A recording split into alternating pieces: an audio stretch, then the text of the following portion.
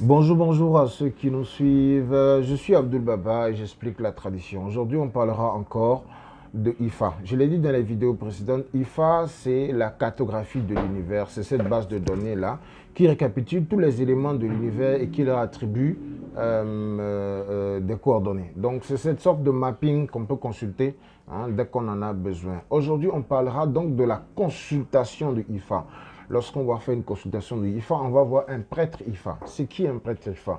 On les appelle Babalao. En fait, ce sont des agréés. Ce sont des personnes qui sont agréées, d'accord, à exploiter la connexion IFA.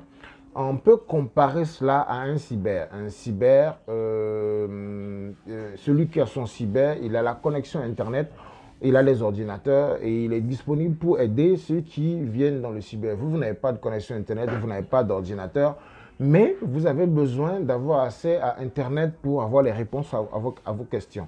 Voilà, donc quand vous allez vers le prêtre IFA, c'est comme vous utilisez, il vous prête son système pour avoir accès à la connexion IFA.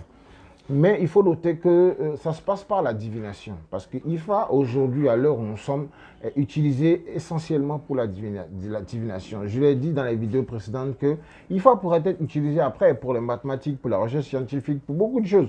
Mais pour le moment, nous l'utilisons pour la divination. Donc, quand vous allez faire une consultation IFA, c'est par la divination que ça se fait. C'est pour ça que vous allez payer.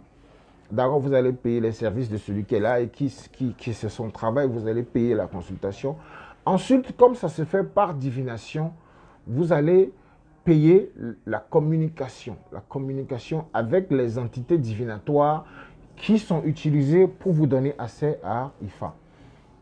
J'espère que vous comprenez. C'est-à-dire que le prêtre IFA, il le fait par la divination. Et quand on dit divination, ce sont des entités vivantes, d'accord, visibles ou invisibles, qui sont utilisées, d'accord, pour vous donner accès à ce que vous voulez. Donc, à ces entités, on va faire des offrandes.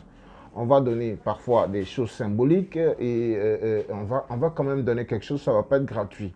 Alors, donc, ce qui va se passer, c'est ça. Donc, vous devez payer pour le service qu'on vous rend. Autre chose, c'est que vous payez encore des offrandes pour résoudre votre problème. En effet, la plupart des problèmes de l'homme peuvent être résolus rien qu'en les resituant. Parce que souvent, l'homme a une position donnée dans l'univers, mais comme il ne connaît pas cette position-là, il va se déplacer et avoir des chocs. Alors, il va te permettre de connaître ta position et de connaître comment tu te déplaces pour pouvoir obtenir tel ou tel résultat. Et si tu as déjà des problèmes, on peut